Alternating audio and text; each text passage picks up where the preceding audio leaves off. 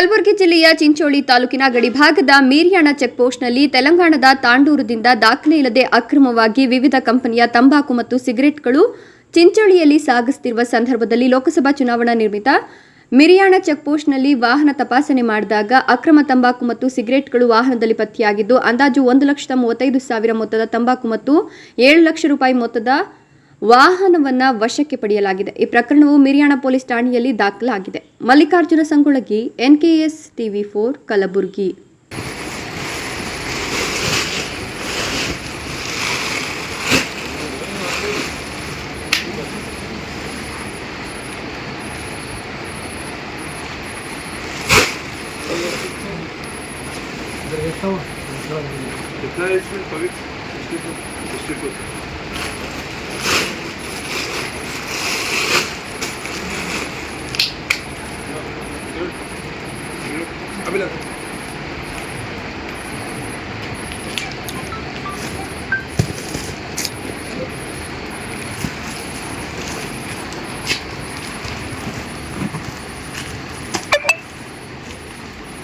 Adwa?